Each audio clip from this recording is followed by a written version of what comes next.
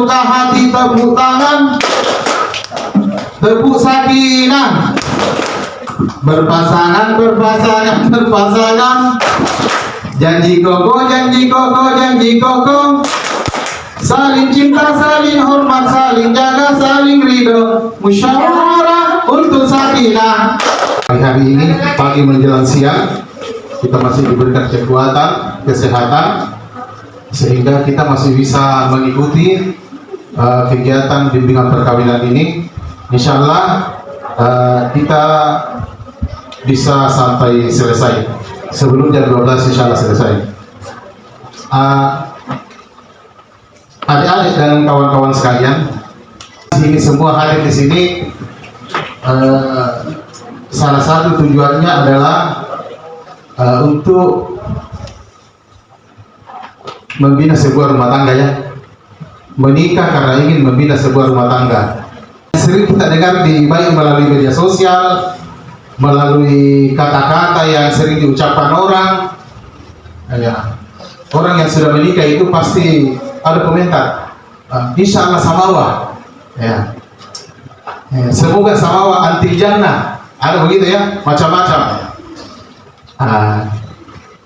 Jadi samawa itu, tapi yang benar sebenarnya bukan samawa, samara namanya. Kalau samawa itu sakinah mawaddah wa itu kan dan, jadi tidak ada sambungannya itu sakinah mawaddah wa. Tapi kalau samara sakinah mawaddah warahmah. Jadi ra-nya itu rahmah. Saya ingin tanya, apakah kawan-kawan atau adik-adik sekalian ada yang tahu apa itu sakinah, apa itu mawaddah, apa itu warahmah? Ada yang bisa memberi komentar? Silakan. Sebagai, ya, artinya apa yang kita ketahui tentang tiga kata itu? Sakinah, mawaddah, warahmah. Ada yang bisa? Ya, biar terserah pemahaman tak, karena pemahaman tak menurut kita itu adalah yang benar. Baiklah, karena tidak ada yang memberi komentar, ya, saya akan berkomentar sendiri. Jadi sakinah adalah sebuah ketenangan, sebuah ketentraman yang melahirkan sebuah harmonisasi. Jadi salah satu tujuan pernikahan adalah sakinah, menciptakan sebuah ketentraman, menciptakan sebuah ketenangan, sehingga melahirkan sebuah harmonisasi dalam sebuah rumah tangga, terkhusus antara hubungan antara suami dengan istri. Itulah sakinah. Ya, perlu dipahami, karena jangan sampai kita mau menikah kita tidak tahu apa tujuannya kita ini menikah. Itu tujuan pertama, itu sakinah. Kemudian mawaddah. Mawaddah adalah sebuah gambaran menciptakan sebuah kebahagiaan terhadap diri sendiri, ya. Gambaran perasaan atau sebuah keinginan menciptakan sebuah kebahagiaan terhadap diri sendiri.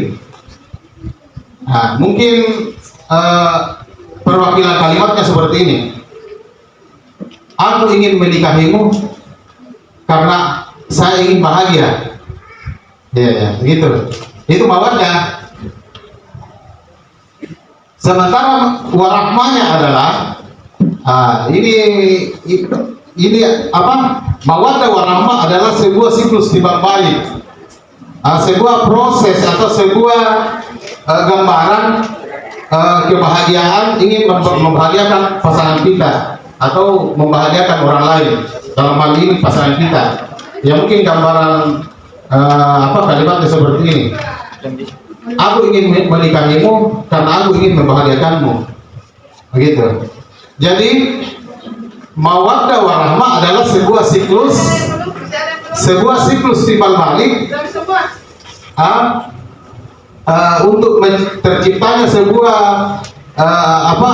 tujuan berkeluarga yang sakinah mawaddah warahmah tadi itu, yang tenang, damai, sejahtera, saling menutupi kekurangan masing-masing dan menciptakan keunggulan keluarga yang menjadi keunggulan masing-masing. Jadi itu tadi, saya ingin menikahimu karena saya ingin membahagiakanmu, itu rahmanya ya. Sementara mawaddah, saya ingin menikahimu karena saya ingin bahagia, membahagiakan diri sendiri dan membahagiakan pasangan, jadi baik istri maupun suami. Jadi itu tadi, sakinah mawaddah warahmah adalah 3 kata yang menggambarkan itulah tujuan pernikahan. Jadi kita sering dengar itu wa min ayatihi an khalaqalakum min anfusikum azwajan litaskunu ilaiha wa ja'ala bainakum mawaddatan wa rahmah inna fi dzalika laayatin liqaumin yatafakkarun. Itulah tujuan pernikahan yang di dalamnya menggambar menjelaskan tentang sakinah mawaddah warahmah. Jadi itu 3 kata itulah tujuan pernikahan. Kemudian dalam membangun sebuah keluarga sakinah itu ada 3 struktur. Diibaratkan sebuah bangunan ya, ada fondasi, ada tiang, dan ada atap. Fondasi, tiang, dan atap. Jadi kalau mau rumah kita kokoh kuat, itu 3-tiganya harus kuat. Tapi terlebih lagi fondasinya, karena apa artinya pilar, tiang toh. Kalau fondasi tidak kuat, jadi ada 3 pilar keluarga sakinah. 3 pilar ya. Pilar pertama itu, pilar keluarga sakinah itu,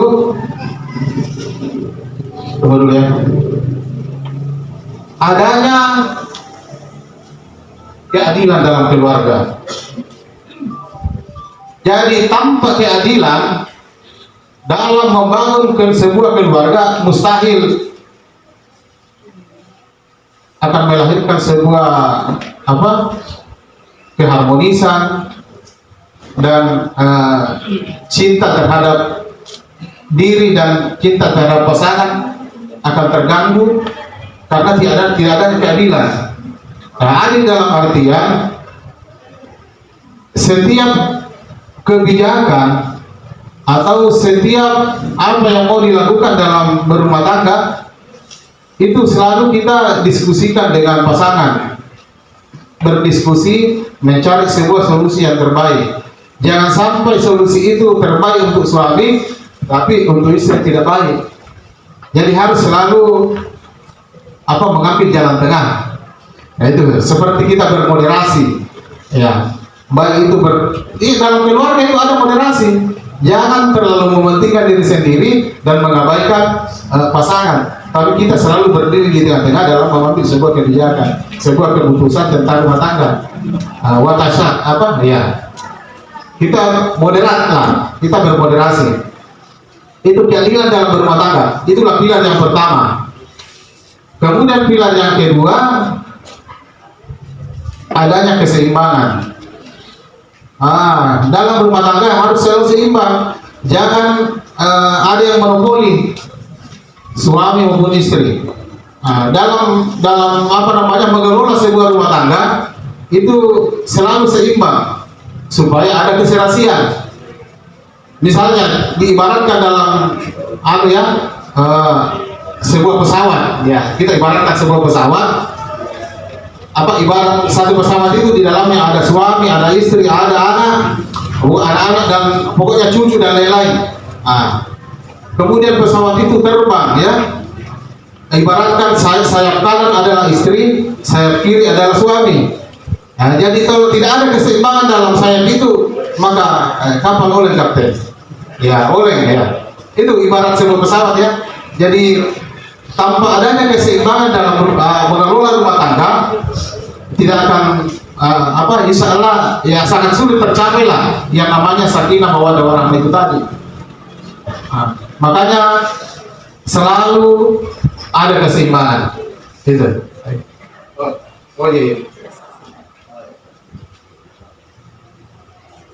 Kemudian yang ketiga, pilar yang ketiga, adanya kesalingan. Saling, dari kata saling, kesalingan. saling berkomunikasi dengan baik, saling curhat dengan baik, saling mengerti isi hati dengan baik. Pokoknya semua yang berhubungan dengan saling, itulah pilar kesalingan. Saling berkomunikasi, saling mengerti keinginan, saling mengerti pendapatan, saling mengerti akan ketersediaan yang ada dalam rumah tangga. Itulah pilar ya, pilar rumah tangga. Setelah pilar, itulah fondasi. Setelah fondasi terbentuk dengan kokoh, dengan baik, maka akan muncul beberapa pilar-pilar untuk di tempat fondasi itu akan ditempati pilar-pilar, beberapa pilar yang sudah kuat dari awal. Pilar yang pertama adalah ada namanya itu apa namanya 5 pilar keluarga sakinah: berpasangan, janji kokoh, bermusyawarah. Ada lagunya itu. Saya lagunya itu berpasangan, janji kokoh, saling cinta, saling ridho, dan bermusyawarah. Itu sehingga ada lagunya untuk menginspirasi kita. Dia diinspirasikan lewat sebuah lagu. Pada setiap junjungan perkawinan itu selalu dinyanyikan. Bisa tuh? Dan kita akan nyanyi sama-sama sebentar. Dan dimulai dengan Usagina ya. Bisa tuh? Bisa? Jika kau suka hati tepuk tangan, prak prak prak. Gitu, yang pertama. Jadi langsung bilang, dengarkan dulu baik-baik.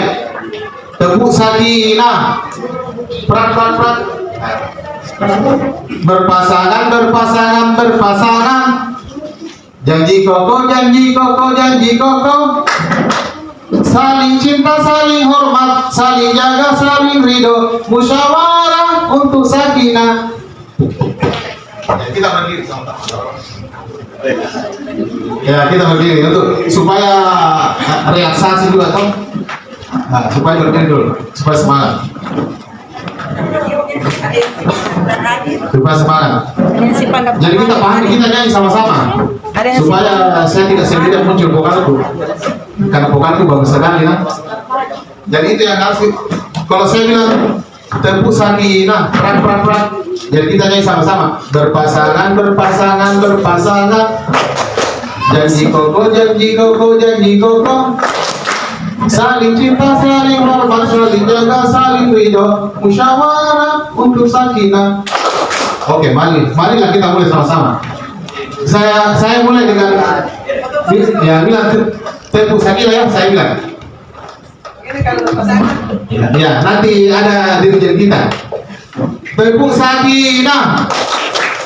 Berpasangan, berpasangan, berpasangan. Janji kokoh, janji kokoh, janji kokoh. Saling cinta, saling hormat, saling jaga, saling ridho. Musyawarah untuk sakinah. Ya kita nyanyi sama-sama, capek kan belum? Oh, kenapa ya? Itu yang tahu berpasangan, berpasangan, berpasangan. Ya, janji kokoh, berpasangan, janji kokoh, saling cinta, saling hormat, saling jaga, saling ridho. Musyawarah untuk sakinah. Ya biar dia ikut saja. Ya. Jadi kita mulai dulu sebelum tepuk sakinah, kita mulai dulu dengan ini. Kalau kau suka hati tepuk tangan, tepuk sakinah. Berpasangan, berpasangan, berpasangan. Janji kokoh, janji kokoh, janji kokoh. Saling cinta, saling hormat, saling jaga, saling ridho. Musyawarah untuk sakinah. Oke, terima kasih. Tidak ada apa Abul. Jadi itulah tadi fondasi sudah 3. Kemudian ada 5 pilar itu tadi. Janji kokoh, berpasangan, saling cinta, saling ridho, dan bermusyawarah. Kalau ini 5, kalau tadi 3 fondasi sudah terpasang dengan bagus, 5 pilar tadi ini sudah terpasang dengan bagus, insya Allah tadi. Dan atapnya, atapnya itu kita tinggal mengisi berdasarkan peran masing-masing. Karena pilar dan fondasi sudah kokoh, marilah kita laksanakan, marilah kita perankan diri kita masing-masing sebagai berdasarkan posisi. Sebagai bapak, marilah kita jadi pemimpin dalam rumah tangga. Sebagai istri, ya marilah kita mendampingi suami, ada kesetaraan dalam mengelola rumah tangga dan membina anak-anak kita dengan baik, dengan ilmu agama, ilmu pendidikan, dan yang sesuai dengan budaya kita maupun sesuai tuntunan agama. Insya Allah itu anak-anak akan memerankan dirinya sebagaimana mestinya sebagai anak, karena mendapatkan pendidikan pertama dari orang tua, apalagi dari ibu yang paling bertanggung jawab. Itulah 3 tadi ya, pilar fondasi, pilar, dan atap rumahnya itu, atap ya. Kemudian sebelum kita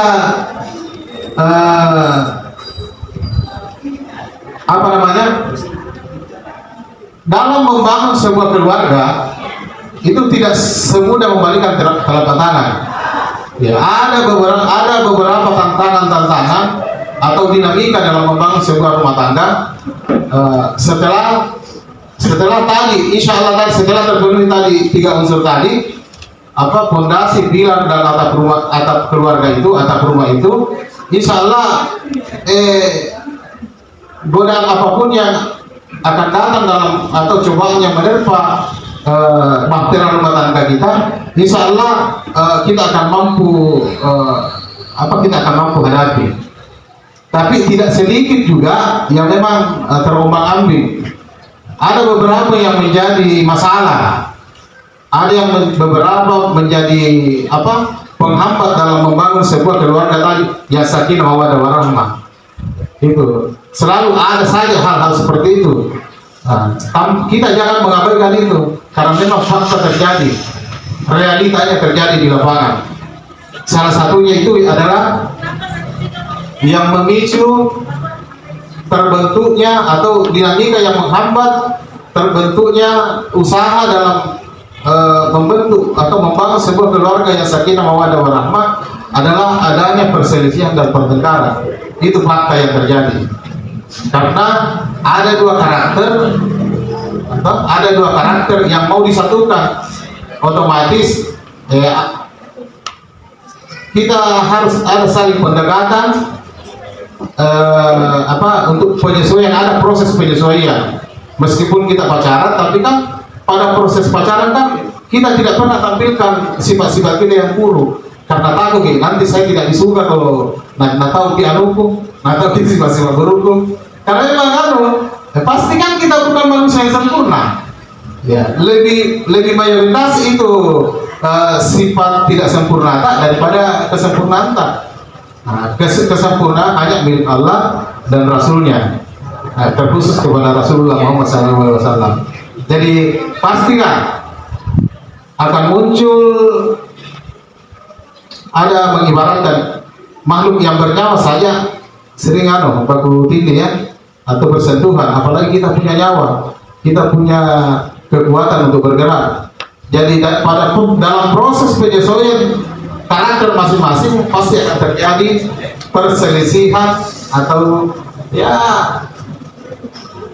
boleh hal-hal kecil berselisih sampai bertengkar, bahkan bisa sampai ke meja hijau. Tapi insya Allah dengan tiga konstruksi tadi, fondasi, pilar dan atap keluarga Sakinah tadi, insya Allah kita bisa lalui itu. Tapi memang banyak yang tidak bisa melalui. Kenapa? Berdasarkan data tahun 2023, perceraian yang terjadi di Indonesia itu dari jumlah perceraian sebanyak 63%, 63,41% itu karena perselisihan dan pertengkaran. Jadi jumlah perceraian saya baca lagi jumlah persen tahun 2023 itu perceraian di Indonesia itu sebanyak 463.654 kasus, 463.000 lah, 463.000 perceraian di Indonesia. 63,41% itu karena pertengkaran dan perselisihan. Jadi ini bisa menjadi referensi buat kawan-kawan sekalian bahwa ternyata itu 63% itu perceraian karena pertengkaran. Iya, karena baku tidak cocok. Sampai-sampai bilang, cerai mati saja kan tidak cocok ya. Jangan mudah menyerah.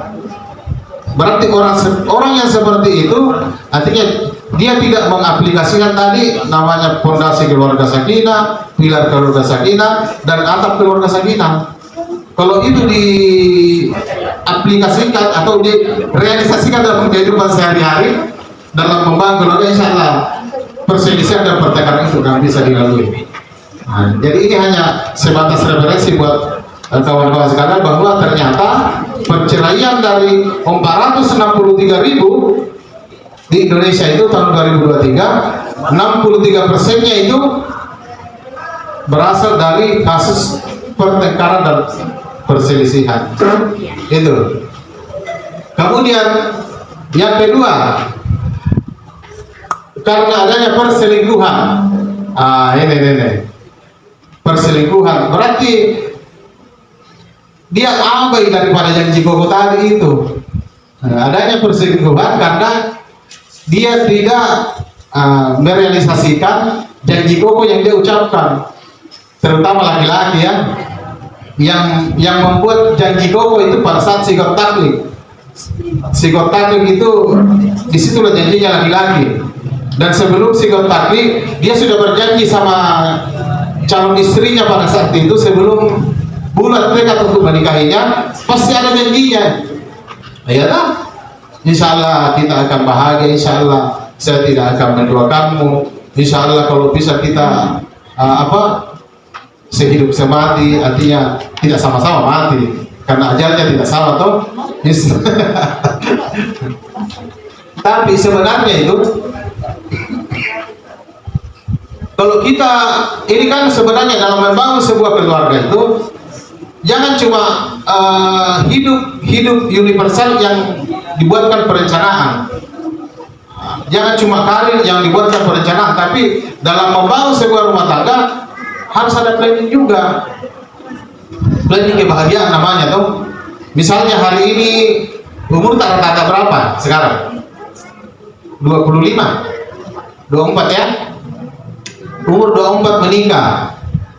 Katakanlah angka harapan hidup kita sebagai orang Indonesia itu 60 tahun, jangan ini lebih. Kalau lebih bonus kan? Artinya mas 60 tahun 24 masih ada 36. Katakanlah toh 36 tahun. Artinya kita sudah menikah, kita membangun sebuah keluarga, masih ada angka harapan hidup kita bersama-sama sampai 36 tahun. Dibagi di situ, misalnya perencanaan hidup bersama istri saya atau suami saya. Di umur 24 saya menikah. Katakanlah saya punya perencanaan hidup saya. Di umur 26 tahun sudah punya anak. Ya itu ya, 26 tahun. Ya, tergantung perencanaannya berapa anak. Itu. Yang jelas di umur 26 tahun sudah punya anak, insya Allah ya, semoga diberkahi. Kemudian di umur 30 tahun sudah, katakanlah ini kan secara umum tidak ada rumah, sudah bisa bangun rumah. Kalau orang tuanya banyak asetnya bisa langsung ada rumahnya. Di umur 30 tahun insya Allah punya rumah. Kemudian di umur 30 tadi 36 sampai 40 tahun insya Allah bisa punya mobil. Ini perencanaan. Makanya adik-adik sekalian ini setelah mulai hari ini setelah pulang ke rumah bikin perencanaan, planning perkawinan toh, kehidupan bersama suami. Kemudian tadi 30 sampai 40 ya tadi ya, mobil. Di umur mobil sudah ada tadi. Oh ya, mobil. Di umur 40 sampai 50 tahun itu bisa haji, masukkan haji. Kalau tidak bisa sampai 50 tahun, 55 tahun masukkan haji. Ya. Yang jelas di umur 40 sampai 55 tahun itu di samping perencanaan haji, perencanaan menambah aset. Namanya perencanaan. Jadi kalau ada rencana kita yang tidak berhasil, artinya kita belum diridhoi ya. Intinya ada perencanaan. Kemudian setelah naik haji, pulang haji, karena banyak nih asetmu, ada di mobilmu, rumahmu sudah bagus, berusahalah jadi donatur. Donatur, artinya sedikit-sedikit ada orang mau disumbang, misalnya pembangunan masjid, pokoknya banyak macam-macam lah. Usahakanlah jadi donatur, investasi ke akhirat kan. Jadi di umur 60 tahun ya kita sudah alhamdulillah melakukan kebaikan-kebaikan, kita tinggal menunggu dipanggil oleh Yang Kuasa. Ya, kita menunggu karena suka atau tidak, mau atau tidak, kita pasti ke sana. Apakah dipanggil bersamaan? Tapi sangat jarang ya. Paling banter itu ada dipanggil karena betul-betul ikatan lahir dan batinnya betul-betul kuat. Setelah meninggal salah satunya, tidak lama itu meninggal juga. Jadi itulah sakinah mawaddah warahmah itu sampai di antil jannah. Itulah yang disebut antil jannah. Sama-sama bertemu, insya Allah bertemu di akhirat. Melakukan proses keluarga, membangun keluarga di dunia sampai melakukan hal-hal yang baik sehingga bisa berperingkat menjadi keluarga sakinah plus. Nah itulah keluarga sakinah plus itu tadi. Ketika kita sudah dari tanah suci, datang dari tanah suci, ibadahnya baik, interaksinya terhadap masyarakat baik, bahkan lebih ditingkatkan dan mampu berdonasi untuk setiap kegiatan-kegiatan yang memerlukan sumbangan seperti tadi itu ke masjid, ada force majeure atau bencana alam dan lain-lain. Ada anak yatim piatu yang membutuhkan uluran tangan bisa membantu. Artinya itulah perencanaan keluarga kita. Jadi planning membangun keluarga sakinah mawaddah warahmah dalam berkeluarga sangat bagus untuk diterapkan dalam kehidupan sehari-hari. Itu yang poin kedua tadi perselingkuhan ya. Kemudian masalah ekonomi. Ini mengganggu, sangat mengganggu juga. Karena persoalan ekonomi sehingga janji pokok tadi itu, komitmen tadi itu terganggu. Karena selalu mungkin berpikir, apa ya, saya tidak ada yang bisa diharapkan dari suami yang pekerjaannya seperti itu. Kalau begitu. Ya. Tapi kan sebagai makhluk yang beragama, kita percaya bahwa rezeki manusia itu ya sudah diatur oleh Allah. Tinggal kita ikhtiarkan. Kecuali kalau suami tidak selalu berbalas-balasan di rumah, tidak bekerja, ya pasti kecewa ke istrinya kan. Tapi selama suami tak sebagai penanggung jawab rumah tangga untuk menafkahi keluarganya, Jadi kita syukuri apa yang didapatkan, karena yakin dan percaya rezeki itu sudah ditakar oleh Allah, insya Allah tidak akan tertukar kepada yang lain. Jadi kita ini sudah punya rezeki masing-masing. Semula rezeki kita sekian sebelum punya keluarga, tapi setelah berkeluarga ada kan cepat naik rezekinya, karena sudah digabungkan antara rezeki yang laki-laki dengan perempuan, suami istri. Tapi jangan toki cepat-cepat kaya raya, karena bisa kita cepat toki meninggal belah. Logikanya kira begitu. Kalau cepat kaya raya, jangan sampai cepat habis itu rezeki kita. Kalau cepat habis rezeki kita, waduh, bisa jadi kita cepat dipanggil oleh Allah Subhanahu wa Ta'ala. Jadi santai begini saja, jangan terlalu mengejar kemewahan, karena pada dasarnya rezeki itu sudah insya Allah diatur oleh Allah Subhanahu wa Ta'ala. Tadi gimana sampai di ekonomi ya? Ini juga yang menjadikan keluarga, dinamika keluarga, membangun keluarga saja, karena ini masih masalah ekonomi. Karena istri merasa bahwa penghasilannya lebih banyak daripada suami. Rata-rata kasihan ya, realitanya kan begitu. Kalau ada istrinya PNS katakan, atau suaminya bukan PNS, pasti toh biasanya dia jaga anak, kasihan. Dia tuh yang masak, dia tuh yang jaga anak, dia tuh yang cuci pakaian. Tidak semuanya begitu. Saya yakin ada di sini tidak begitu nantinya ya. Itu tidak boleh begitu. Sejelek-jeleknya suami adalah kepala rumah tangga. Dia harus memainkan perannya sebagai kepala rumah tangga. Ya, meskipun dia sadari bahwa istriku lebih berpenghasilan daripada saya, tapi saya juga punya penghasilan. Kan begitu. Jadi istri jangan begitu terhadap suaminya, karena semenjak ijab kabul terucap dari mulut suami, berarti secara ex officio suami adalah kepala rumah tangga dan suami adalah imam dalam rumah tangga. Bahkan pernah terjadi kisah itu, ada sebuah kisah, suaminya keluar rumah, dia berpesan sama istri, kalau saya belum datang jangan kemana-mana. Itu pesannya, pesan suami terhadap istri. Pada saat suaminya lagi di luar, datang kabar dari kampung ya, ibumu lagi sekarat. Itu dia, ibumu lagi sekarat. Jadi dia harus datang. Dia mami ditunggu.